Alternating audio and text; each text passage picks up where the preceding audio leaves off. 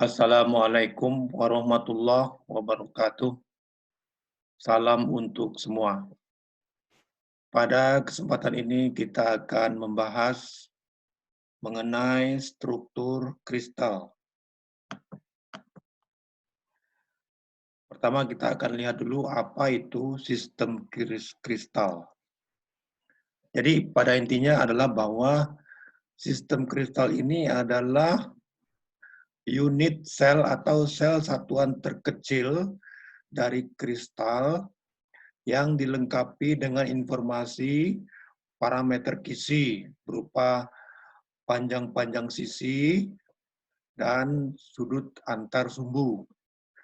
Jadi kalau kita melihat struktur mikro atau struktur atomik dari suatu benda, khususnya material logam dan keramik, maka akan terdapat struktur yang teratur dalam arah 3 dimensi. Jadi atom-atomnya tersusun secara rapi dan teratur pada arah 3 dimensi. Seperti terlihat pada skema ini. Nah, unit terkecilnya atau sel satuan, itulah yang disebut dengan sistem kristal, di mana sistem kristal ini mengandung informasi mengenai panjang sisi dari masing-masing sumbu dan sudut antar sumbu. Ya. Jadi sistem kristal itu adalah unit sel terkecil ya. Nah identitasnya ini kita lihat contoh berikut ini ya. Ini adalah sistem kubik ya. Ini ada sumbu X, sumbu Y, sumbu Z. Nah arah sumbu X ada kita sebut satu satuan arah ke sumbu X, itu kita simbolkan dengan A, panjang sisinya A. Ya, ini dia. Kemudian arah Y, satu satuannya kita sebut sebagai B, satu satuan. Kemudian arah Z sebesar C. Nah, kemudian sudut antar sumbu. Nah, kita sebut misalkan sumbu antara sumbu X dengan sumbu Z itu sudut beta, antara sumbu X dengan sumbu Y itu gamma, kemudian antara sumbu Y dengan sumbu Z itu alfa. Nah, informasi-informasi mengenai panjang sisi ABC dan sudut antar sumbu dalam sistem terkecil atau unit terkecil dari struktur atom itu, itulah yang disebut dengan sistem kristal. Sedangkan informasi tentang panjang sisi dan sudut antar sumbu itu disebut dengan parameter kisi. Nah, ada 7 sistem kristal ya. Ini berdasarkan kombinasi antara parameter kisi ABC dan sudut alfa, beta, gamma. Ada 7 yaitu 1 sistem kubik, sistem tetragonal, ortorombik, heksagonal, rombohedral, monoklinik, dan triklinik. Nah, sistem yang memiliki tingkat simetris paling besar adalah sistem kubik, di mana nilai A sama dengan B sama dengan C, juga sudutnya semua adalah 90, sudut antar sumbunya 90. Sedangkan yang memiliki simetri terkecil itu adalah triklinik. Triklinik di mana panjang sisi ABC-nya berbeda dan juga semua sudut antar sumbunya berbeda.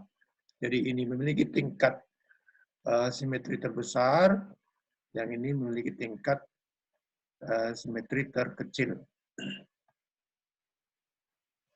Nah, ini adalah gambaran 7 geometri sistem kristal kubik yang pertama, atau kubus yang bisa kita kenal ya.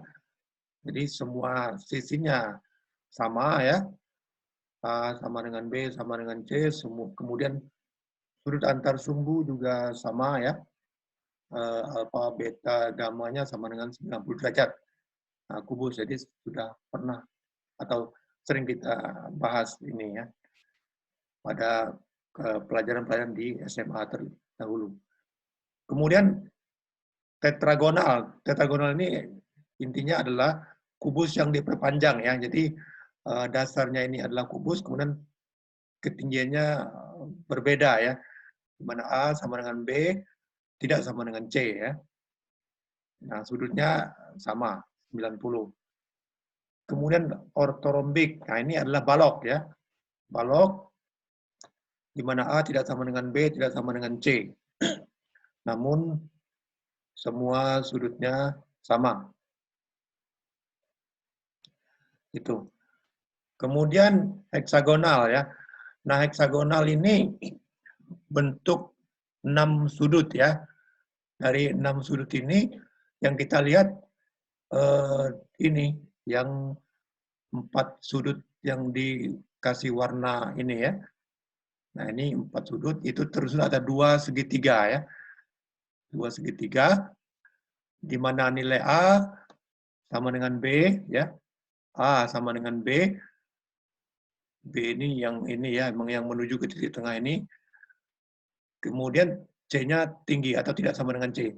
A sama dengan B, tidak sama dengan C. Jadi A-nya yang ini A ya. B-nya yang ini, ya. C-nya yang ke atas.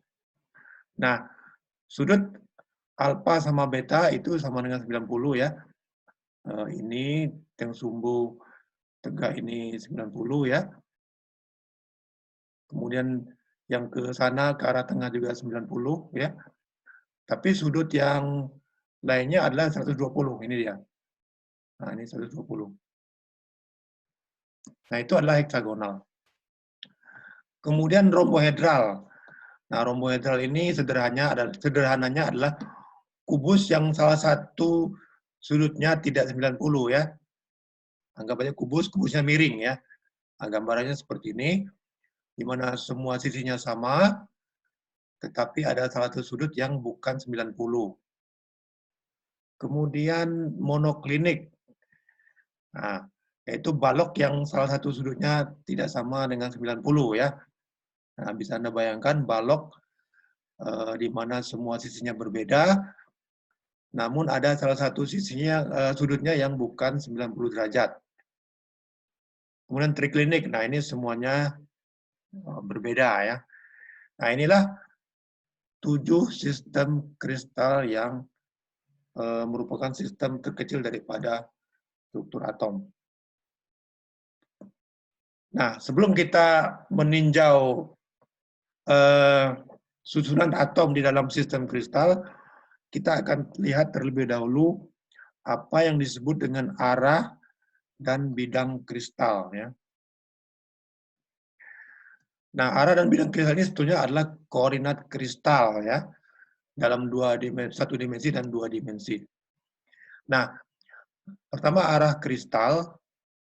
Arah kristal ini didefinisikan sebagai suatu garis yang menghubungkan 2 titik dengan arah tertentu. Nah, itu ya, arah kristal berarti itu adalah garis yang menghubungkan satu titik pangkal ke titik ujung ya, atau disebut juga dengan vektor. Nah, arah kristal dinyatakan sebagai vektor dalam notasi kurung siku UVW kurung siku tutup. Nah, ini disebut juga dengan indeks Miller. Nah, biasanya UVW ini dinyatakan dengan bilangan bulat terkecil dalam tanda kurung siku tanpa koma. Kalau dia berkoma, berarti itu adalah titik koordinat ya, bukan arah kristal. Kalau titik koordinat kan dimensinya 0. Tapi kalau garis kan dimensinya 1 ya. Nah, ini coba kita lihat. Kita ambil contoh kubus ya. Arah kristal dalam kubus. Nah, ini sumbu X, sumbu Y, sumbu Z. Nah, arah kristal kita lihat dulu yang garis berwarna hijau ini. Nah, arah kristalnya adalah kurung siku buka 100. Nah, ini satu satuan ke arah X ya, atau A tadi ya. Kemudian yang ke arah Y-nya tidak ada kan? Tidak ada atau berpotongan di titik pangkalnya, berarti ini 0. Kemudian ke arah Z juga 0. Kemudian, nah yang ini contoh daripada arah kristal 110. Kenapa disebut 110? Karena ini satu satuan ke arah X, satu satuan ke arah Y. Kita lihat ini ya, ujungnya ini. Di sini kita bisa proyeksikan ya, arah satu satuan ke arah X, satu satuan ke arah Y, tapi tidak ada ke arah Z ya, maka Z-nya 0 atau C-nya sama dengan 0. Nah, kemudian yang ini dari titik pangkal ini ke titik ujung terjauhnya ya daripada kristal kubik, sistem kristal kubik ya. Maka arah kristalnya ini adalah satu satuan ke arah X ya. Ini kan satu satuan ya, satu satuan dari ke arah X ini. Kalau kita bayangkan dalam sistem 3 dimensi, maka ke arah X-nya satu satuan, ke arah Y-nya juga satu satuan, ke arah Z-nya juga satu satuan. Maka arah kristalnya dalam bentuk indeks Miller ditulis seperti ini. Nah, sistem kubik ini menjadi dasar penentuan arah dan bidang kristal dari hampir semua sistem kristal. Makanya kita pelajari di sini. Nah, sekarang coba kita lihat bagaimana prosedur menentukan arah kristal. Ya. Nah, kita lihat dulu ini misalkan contoh dalam sistem kubik, kita ingin menentukan arah kristal ini yang garis hitam bertanda panah ini ya, yang tebal ini. Kita lihat, misalkan ini adalah posisinya adalah setengah satuan dari ke arah X ya. Kemudian satu satuan ke arah Y. Tapi tidak ada ke arah Z. Maka kita tulis, kalau A itu simbol daripada satu satuan ke arah X, B itu satu satuan ke arah Y, C itu simbol satu satuan ke arah Z, maka kita proyeksikan. Berarti di ke arah X itu adalah A/2, karena ini adalah posisinya setengah ya. B-nya satu satuan, 1B atau kita tulis B saja, C-nya 0. Ya. Kemudian kita reduksi atau kita hilangkan A-nya ya.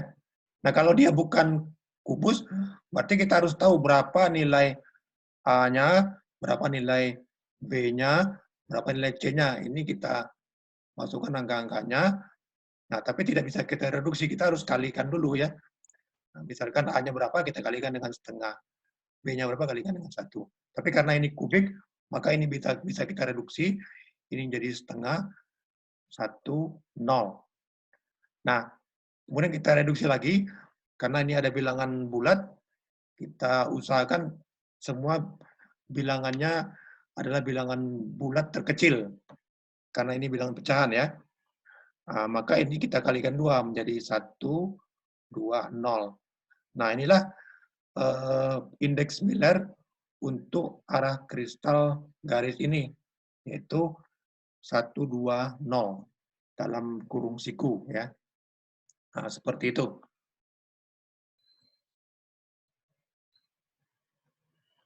Nah, sekarang coba kita latihan ya. Nah, coba kita tentukan indeks Miller arah kristal dari garis yang biru yang bertanda panah ini ya. Ini identitasnya diketahui. Nah, ini ke arah X satu satuan, ke arah Y setengah satuan, ke arah Z apa namanya 0 satuan. Berarti berapa? Ya, kita ambil angkanya 1/2 0. Lalu kita reduksi, berarti 2, 1, 0. Seperti itu ya. Nah, atau bisa juga kalau mau diuraikan satu-satu, ya kita coba. Nah, ini ke arah X itu satu satuan ya. Kita lihat ujung tanda panahnya 1. 1 titik pangkalnya 0. Maka kita buat 1 kurang 0 ya. Kemudian yang dari sumbu Y, ini setengah titik ujung ini ya.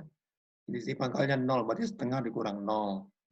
Kemudian arah sumbu Z ya, 0 kurang 0 ya, karena tidak ada ke arah Z. Maka jadinya 1,5 0. Kita reduksi 2, 1, 0. Kita kalikan dengan 2, ini adalah untuk mereduksi agar tidak ada bilangan pecahan. Nah, kemudian kalau ini gimana? Nah, kalau ini berarti ini kan arahnya terbalik ya. Dari satu titik di luar ke titik pangkal ya. Nah, yang kita jadi patokan adalah tanda panahnya. Nah, ke arah X berarti 0 dikurang 1 ya. Kemudian ke arah Y 0 dikurang 1. Ke arah Z tidak ada ya, 0 kurang 0. Nah, jadi berapa? Nah, seperti ini ya. 0, titik ujungnya 0, kurang 1 satuan ke arah X ya. Kemudian ini 0 kurang 1 ya. Nah, jadi dapatnya adalah 0 kurang 1 kan minus ya. Minus 1, minus 1, 0. Nah, penulisannya adalah tanda minus itu diganti dengan bilangan bertopi. Jadi 1 atasnya ada strip. Ini juga, ini adalah penulisan indeks Miller untuk arah kristal yang ada komponennya negatif ya. Kalau ini bagaimana? Nah, ini titik ujungnya ini ada di tengah-tengah di bagian atas ya, bidang atas. Berarti gimana? Ada yang bisa? Udah mulai bisa? Nah, berarti ini setengah, di sini setengah ya. Setengah ya. Ini 1 yang ke arah Z 1. Berarti setengah, setengah, 1. Direduksi jadi 1, 1, 2. Ya. Seperti ini. Jadi kita tengok posisi panahnya ini. Panah berarti di ujung, yang ini berarti di pangkal.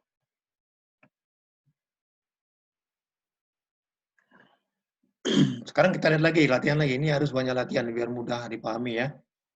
Nah, sekarang bagaimana dibalik sekarang ya. Kita ingin menggambarkan arah kristal 1, min 1, 0 dalam sel satuan kubik.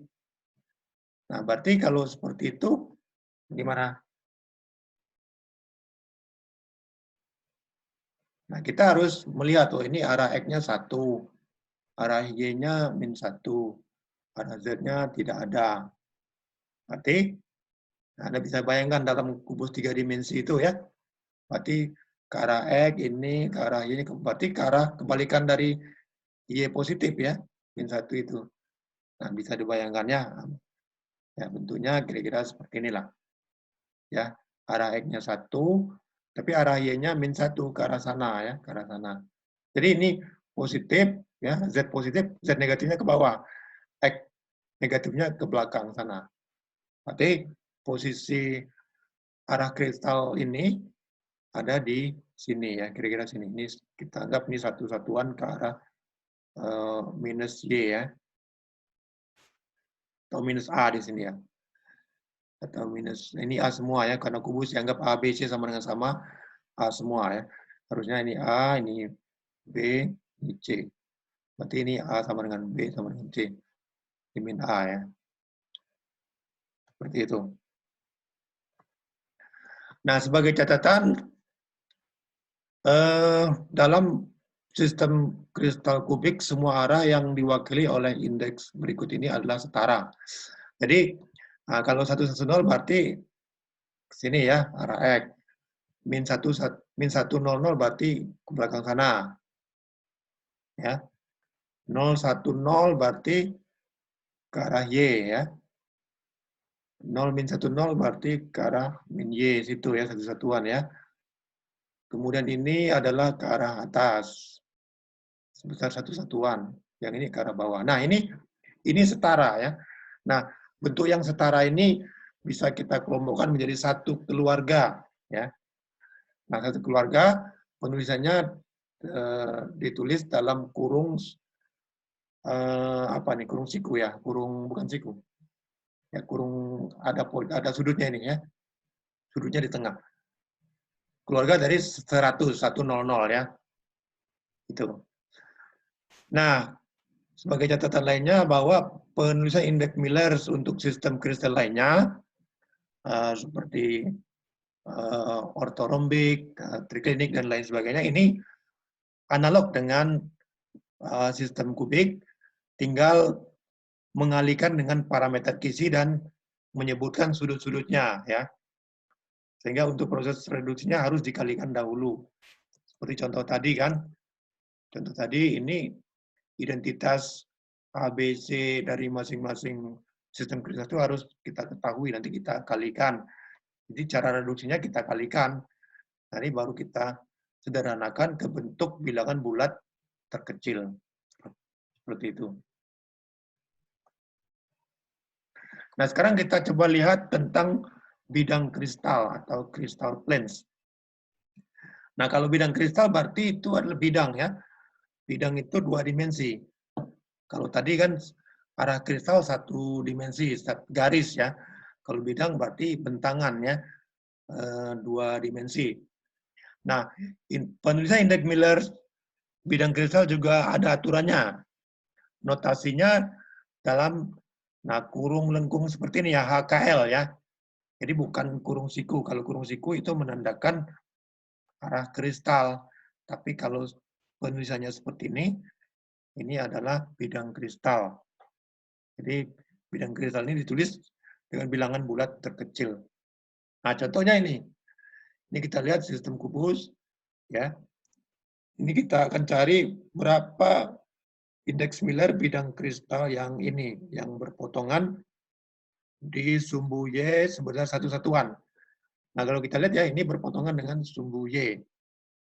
Sementara dengan sumbu X dan sumbu Z tidak berpotongan karena dia sejajar ya. Nah, untuk yang sejajar, kita anggap memiliki perpotongan yang tak berhingga ya. Tak berhingga banyaknya. Sehingga kalau kita nanti lakukan pembalikan, kalau tak berhingga dibalik 1 per tak berhingga jadi sama dengan 0. Maka penulisan indeks Miller daripada bidang kristal yang ini adalah 0, 1, 0. 0 bersejajar dengan sumbu X, 1 karena dia berpotongan sebesar 1 satuan ke arah sumbu Y, dan 0 ke arah Z. Nah, contohnya ini, kita lihat di sini ya. Ini bidang kristalnya ini berpotongan dengan apa saja? Yaitu ya, ini dengan X sebesar 1 satuan, kemudian sumbu Y sebesar B satuan, kemudian dengan sumbu C, sumbu Z tidak berpotongan ya. Berarti penulisannya apa? Indeks Millernya. Ya, 1, 1, 0 ya. Jadi coba kita bahas prosedurnya. Ke arah sumbu X, interceptnya 1 satuannya berpotongannya di titik A ini, B juga 1, nah C karena dia sejajar itu kita anggap perpotongannya tak berhingga ya. Artinya kalau ketika dia berhimpit kan berarti semua garis yang dilintasi itu kan berpotongan ya. Jadi kita tulis tak berhingga. Lalu kita lakukan prosedur pembalikan. Nah, kalau untuk yang bidang kristal kita balikkan. Jadi karena yang 1 berarti 1 per 1, 1 per 1, ini 1 per tak berhingga ya. Dipembalikan ya. Dapatnya adalah 1, 1, 0. 1 tak berhingga itu kan, 1 per tak berhingga itu kan sama dengan 0. Nah, kemudian ini bentuknya udah paling sederhana nih ya, udah reduksinya tetap sama ya. Jadi usahakan dicari bentuk angka yang paling sederhana. Sehingga penulisan indeks Miller-nya adalah seperti ini. Ya, ini jangan sampai salah ya. Penulisan kurungnya harus melengkung seperti ini. Jadi catatan sebuah bidang yang sejajar sumbu bisa dianggap memiliki perpotongan tidak terbatas.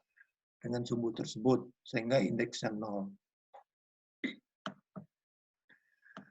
Nah, untuk soal tadi, kan kita udah tahu bahwa indeks Miller bidangnya adalah 110, ini tadi ya, 110. Nah, bidang di depannya, yang di sel di depannya, itu adalah bidang ekivalen. Jadi sama ini ya. Jadi bidang ekivalen daripada 110 ini dengan mengacu titik 0 di sini, titik O di sini, bidang ekivalennya ini ya. Jadi sama indeks Millernya.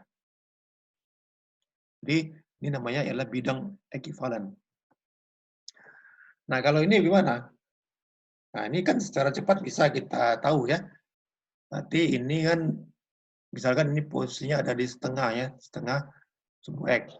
Berarti nanti kalau kita balikkan, berarti kan jadi 1/setengah sama dengan 2 kan? Berarti indeks Millernya adalah 200. Sorry, 1/setengah. 2, oh ya ini 200, lalu kita reduksi, cari lagi yang sederhananya, yaitu 100. Ya. Seperti itu.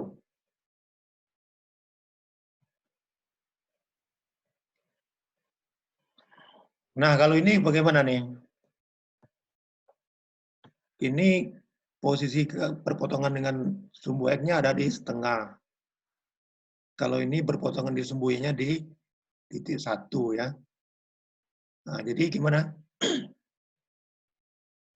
Sudah bisa sekarang ya? Berarti nanti dilakukan pembalikan ya. Berarti ini setengah dibalikkan jadi 1/setengah jadi 2. Ini 1/1, 1. Ini 1 tak berhingga jadi 0. Berarti 2, 1, 0. Inilah indeks Miller bidang tersebut. Nah, ini kan 2, 1, 0 kan.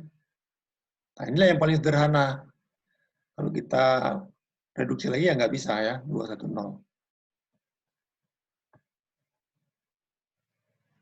Nah, ini secara cepat bisa ya. Berapa? 1, 1, 1 ya kan?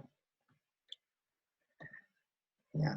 Jadi harus jangan tertukar ya. Ini koordinat, harus dibedakan antara koordinat, kemudian arah kristal, dan bidang kristal ya. Kalau koordinat menyangkut titik, menyangkut atom per atom. Ya. Ini tandanya kan ada komanya 0,0,1 ya. Nah, tanda kurung seperti ini namanya koordinat. Kalau arah kristal lain ya, kurungnya kurung siku dan tidak ada tanda koma. Nah, kalau bidang kristal kurung lengkung seperti biasa tidak ada tanda koma. Jadi harus dibedakan antara koordinat, arah kristal, dan bidang kristal. Kalau koordinat itu tidak kita bahas, yaitu kita udah tahu semua, itu menyangkut posisi satu titik ya. Kalau arah kristal menyangkut arah atau garis ya, atau satu dimensi. Kalau bidang menyangkut dua dimensi ya, seperti itu.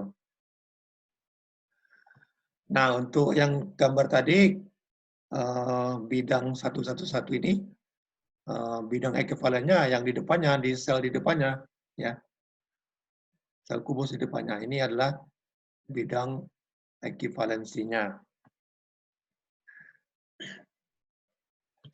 Bidang 111 mengacu titik asal 0. Titik asal 0 ini berarti titik acuan, yang ini ya, titik acuan. Nah, kalau seperti ini, secara cepat bisa ya, kita buat berarti bidang kristalnya adalah berapa? Ya, 2, 3, 1.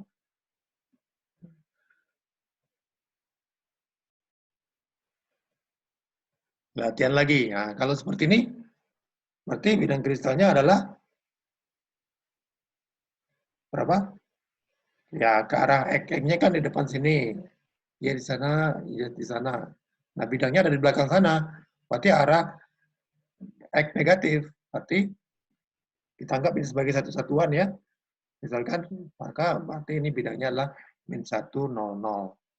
Nah, penulisannya sama. dengan arah kristal tadi. Ya, cuman dibedakan dengan tanda si kurungnya ini. Ya, kalau kurungnya ini siku berarti itu arah kristal. Tapi kalau kurungnya lengkung biasa ini adalah bidang kristal.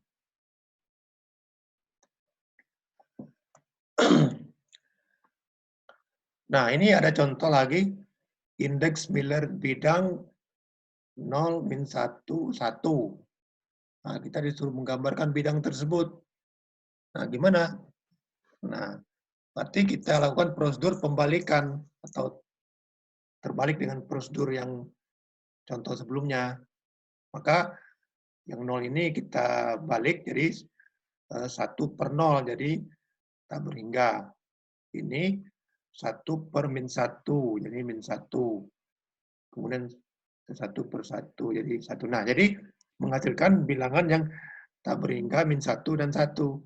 Nah, sekarang udah kita bisa bayangkan ya. Ke arah sumbu X dia sejajar ya. Sejajar.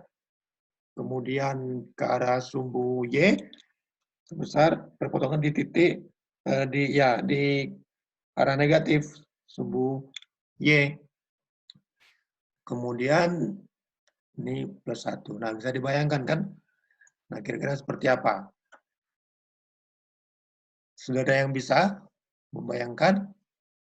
Ya, kira-kira seperti inilah ya. Jadi, ini berpotongan sejajar dengan sumbu X ya. Nah, ini dia. Sejajar dengan sumbu X bidang ini. Tangga atau dia langsung berpotongan ini. Ya. Kemudian min 1 berarti di sini ya, memotong sumbu Y negatif di min 1. Kemudian juga pada posisi Z1 ya, pada posisi Z1 memotong di Z1. Nah, jadi inilah cara menggambarkan bidang kristal bila informasi indeks Miller-nya diketahui.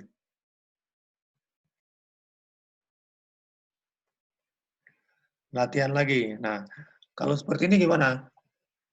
Mencari bidang kristal yang atas ini. Dengan titik pangkalnya di sini. Berarti bidang ini kan sejajar dengan sumbu X dan sumbu Y dan memotong di sumbu Z sama dengan 1 ya kan. Kalau titik pangkalnya di sini, berarti ini adalah satu satuan. Maka bidang kristalnya adalah 0, 0, 1. Sedangkan 2 ini adalah bidang ekuivalennya.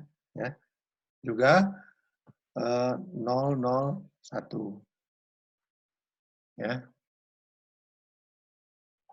Nah ini, jadi ini adalah bidang-bidang ekuivalen ya.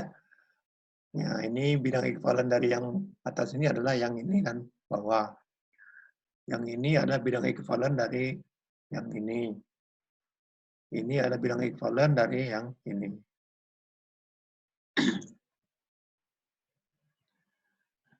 Titik O itu titik pangkal ya, yang menjadi acuan. Nah, kemudian ada juga istilah family plan. Nah, family plan ini adalah bidang yang identik, meskipun pada posisi yang berbeda dalam satu unit kristal yang sama ya. Jadi kalau apa namanya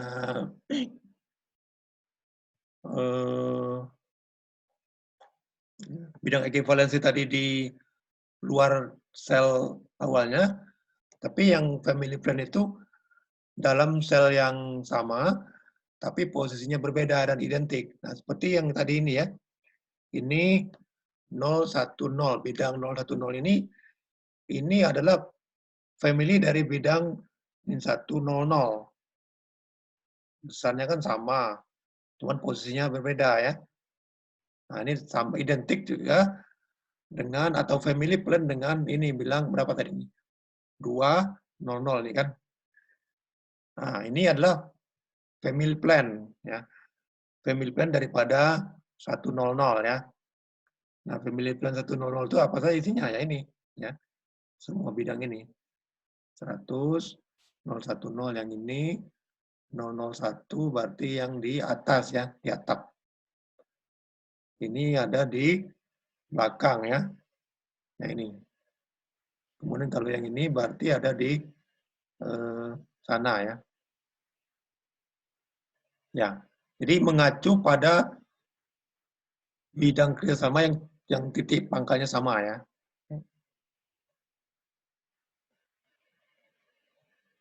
Nah ini family plan 110 ya. Nah ini penulisannya seperti ini yang ini ya, ada kurungnya berbeda nih. Ada kurungnya. Ini artinya adalah family plan ya. Family plan untuk yang 110 ini semua nih. Ini adalah family plan-nya. Nah, termasuk juga yang ini, family plan-nya ini.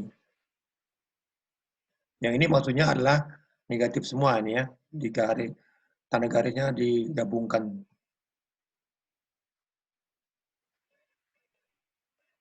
Nah, sekarang baru kita melihat bagaimana bila sistem kristal tersebut dikaitkan dengan posisi atom-atom di dalam sistem kristal ya. Nah, kita akan pelajari tentang sistem kristal dan Bravais lattice. Nah, jadi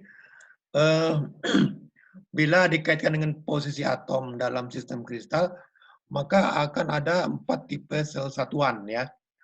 Yang pertama disebut dengan sel satuan primitif atau simple atau sederhana ya. Ini hanya berisi titik-titik pada lattice point. Nah, ini contohnya ini. Nah, posisi atomnya ada di pojok-pojok ya. Untuk yang untuk persegi seperti ini ya, kubus ya. Kemudian ada juga sel satuan internal. Jadi ada satu posisi atom di tengah-tengah body. Nah, contohnya ini. Ya. Ada satu atom di tengah-tengah body ya. Kemudian ada juga sel satuan phase. Nah, ini di setiap permukaan wajahnya ini ada satu. Kita anggap ini sebagai bidang terluar ini ada sebagai wajah ya. Phase ini ada satu. Yang sisi ini ada satu yang di menghadap keluar ya. Ini ada satu, ini yang belakang sana ada satu, yang belakang yang di sini adalah milik belakang sana, yang depan ini adalah yang ini. Ini namanya face center. Nah, udah bisa dibayangkan belum? Nah, nanti kita lihat video animasinya. Nah, kemudian ada yang disebut dengan end center ya. Nah, yang ada di tengah-tengah bidang ini hanya ada dua sisi yang satunya dengan yang di belakang. Lalu kita gabungkan antara 7 sistem kristal yang sudah kita lihat sebelumnya, yang mana ada kubik, tetragonal, ortoromik, dan seterusnya ini, kita gabungkan dengan 4 tipe sel satuan P, I, F, C ini. Maka akan ada memungkinkan 14 jenis kisi 3 dimensi susunan atom, atau disebut juga dengan 14 Bravais lattice. Nah, ini ditemukan oleh seorang matematikawan yang bernama August Bravais tahun 1848. Nah, 14 itu apa saja? Nah, ini dia. Ini yang tadi, yang 7 sistem kristal. Nah, kalau kita kaitkan dengan posisi atom-atom dalam sistem kristal tersebut, untuk yang kubik ini ada 3, ya. Ini ada body, ini ada phase, ya.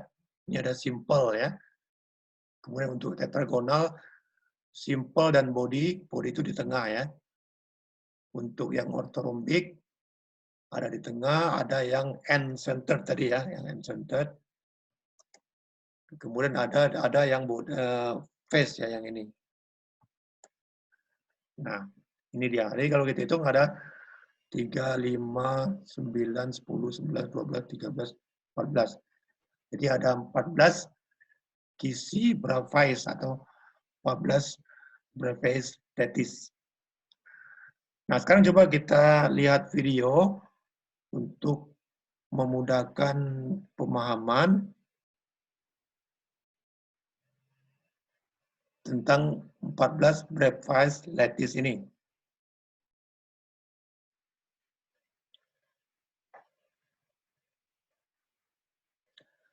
Nah, ini adalah simple kubik atau primitif kubik. Nah, ini ya.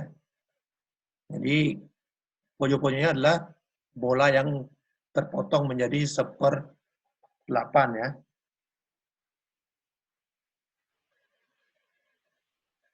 Sekarang udah bisa dibayangkan kan ya, 14 breakfast lattice ini.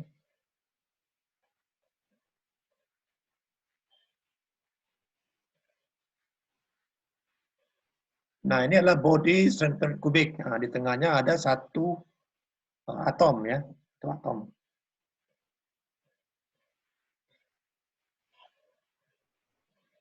Lihat ABC sama dengan sama, ABC-nya sudutnya juga 90 ya.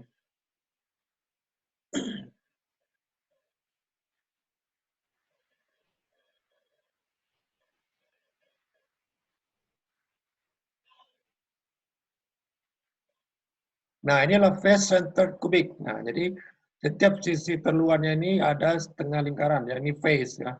Wajah menghadap ke keluar ya. Nah, ini.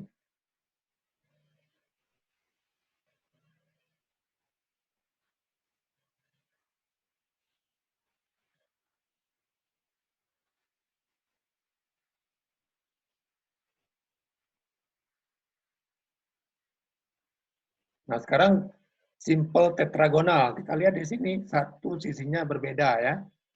Dengan sudut antar sumbu sama ya.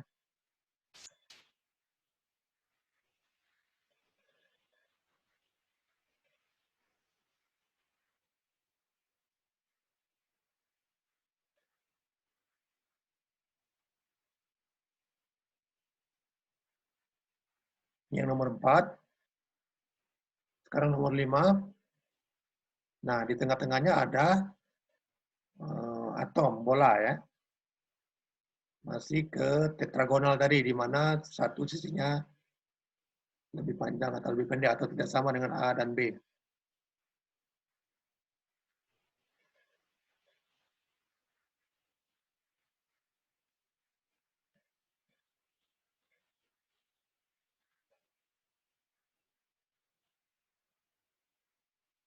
Ini adalah simple orthorhombic ya, di mana semua sisi A, B, C beda ya. Balok ini ya, simple balok.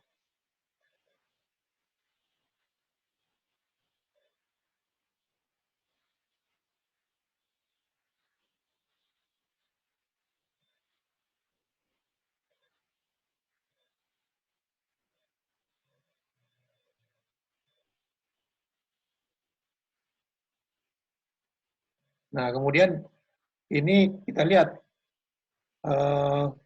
ada atom yang menghadap keluar ya, yang tadi itu ya. Tadi namanya adalah end-centered ya.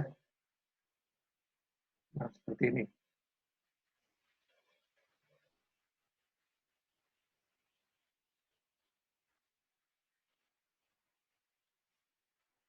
Kemudian nomor 8, body-centered ya. Di tengah-tengahnya ada satu atom.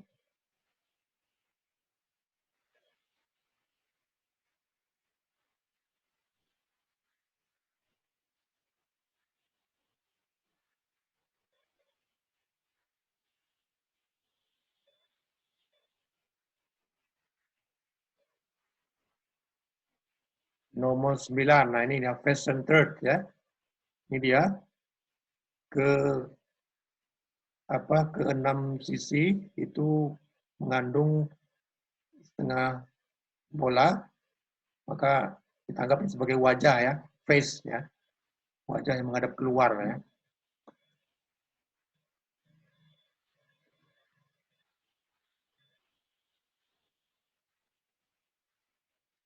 Nah, ini adalah trigonal ya, di mana ini adalah kubus yang miring ya, di mana ada salah satu sudutnya yang tidak 90 ya, tapi lebih dari 120. Nah, ini kita lihat ini sudutnya 100 90 ya. Kemudian yang lain juga ada 90, yang satu lagi adalah yang tidak 90.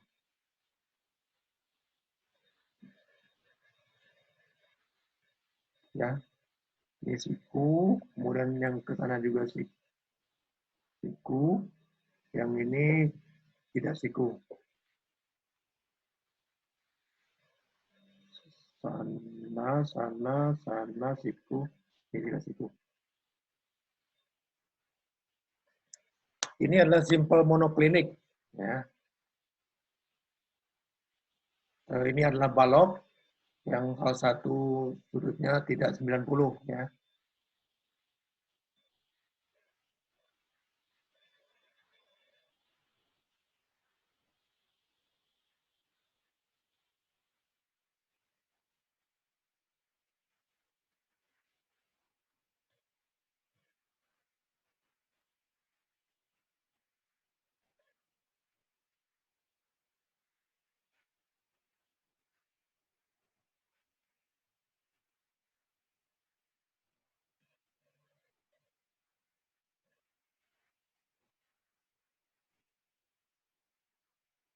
Sekarang nomor 12.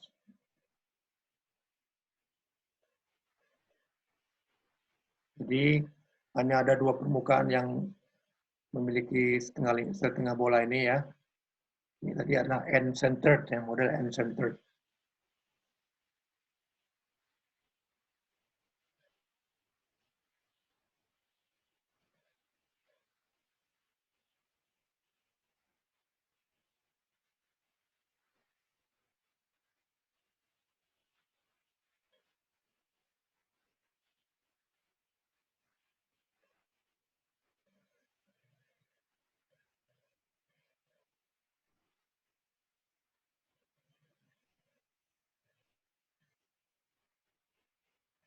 Ini adalah simple hexagonal ya. Nah, ini tadi ya. Ini ada dua sudutnya ada yang 120. Ini 90, yang ini 120. Ini 90 ke bawah ya.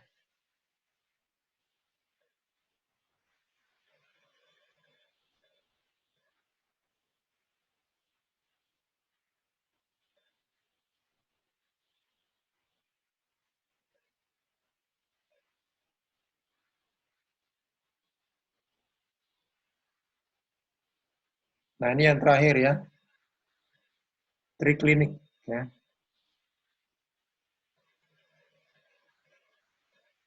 Jadi bentuk seperti ini tidak memungkinkan satu atom berada di tengah atau di ini ya, karena dia bersentuhan.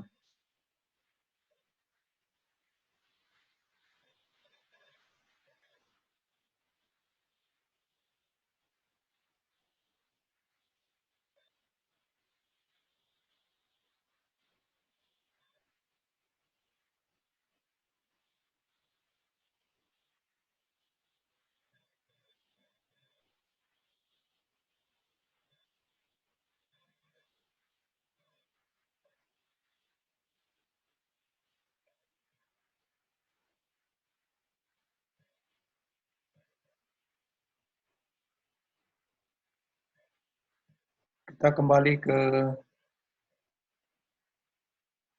PowerPoint.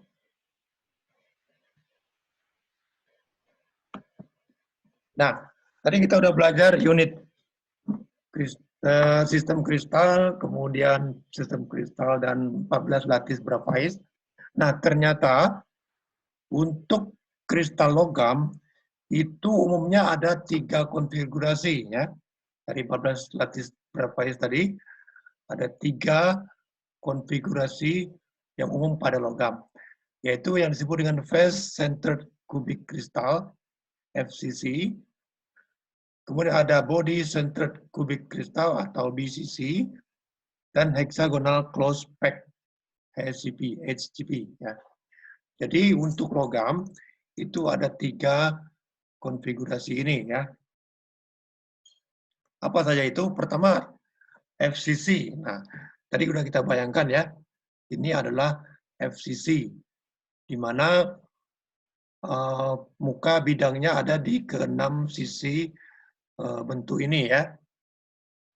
1, 2, 3, 4, 5, 6 ya.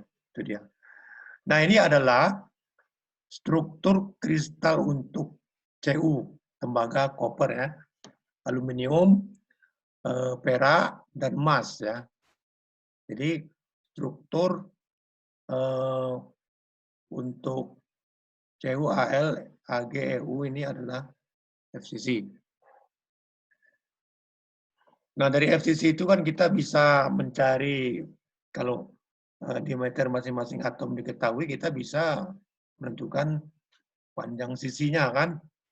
Nah, panjang sisinya adalah A sama dengan 2R akar 2R ini adalah jari-jari kristal, jari-jari atom ya. Juga sistem FCC ini memiliki apa yang disebut dengan atomic packing factor APF ya. APF ini adalah fraksi volume daripada bagian yang keras dibandingkan dengan volume sel yang ditempati ya. Nah, untuk apa namanya struktur ini itu memiliki APF sebesar 0,74. Nah, coba nanti sebagai tugas pertama Anda buktikan bahwa nilai A ini adalah sebesar ini, nilai APF-nya adalah 0,74 ya. Jadi sekali lagi, APF ini adalah fraksi volume yang ditempati oleh bagian atom atau bagian bola yang dianggap keras gitu ya. Berarti sisanya apa? Sisanya adalah ruang kosong. Ya. Ini kan ada void atau ruang kosong ini kan. Nah, coba Anda buktikan bahwa yang bukan ruang kosong itu adalah fraksinya 0,74. Kemudian struktur BCC. BCC ya ini ada udah bisa bayangkan ya. Ini adalah struktur BCC. Nah, BCC ini merupakan struktur daripada logam krom. Kemudian alfa besi, karena besi itu ada berbagai itu apa namanya struktur yang ada alfa. Kemudian ada molybdenum ya, molybdenum. Ini adalah struktur BCC. Nah, sama dengan FCC tadi, hubungan antara panjang sisi kubus dengan radius atom adalah ini ya. Tapi memiliki APF yang lebih kecil, yaitu 0,68. Coba nanti sebagai PR kedua Anda buktikan nilai-nilainya ini ya. Berarti yang terisi oleh atom itu adalah 0,68 bagian. Sisanya adalah ruang kosong. Berarti di sisi ini lebih banyak void atau ruang kosong dibandingkan struktur FCC. Nah, kemudian hexagonal close pack HCP ya. Tadi kita udah lihat. Nah, ini kita lihat di sini ada 6, kemudian dikitari oleh di tengahnya ada 1, di tengah sini ada 3 ya. 3 atom, bawahnya terulang lagi 6. Nah, bentuknya kan adalah heksagonal, tapi yang kita lihat adalah yang ininya. Nah, yang diarsir warna coklat muda ini ya. Ini A sama dengan B, tapi beda dengan C ya. A, ini B, ini C. Nah, kalau dari sini kita lihat yang mana tuh? Atom ini, ini. Itu kan membentuk sistem dengan 4 sudut ini ya. Nah, itu. Nah, HCP ini dengan FCC memiliki nilai APF yang sama, yaitu besarnya 0,74. Nah, contoh logam dengan struktur seperti ini adalah CD, Zn, Mg, Ti. Nah, ini sebagai PR ketiga. Coba Anda gambarkan indeks Miller kurung siku 142 dan kurung biasa 142. Kita cukupkan kuliah kita hari ini. Terima kasih. Assalamualaikum warahmatullahi wabarakatuh.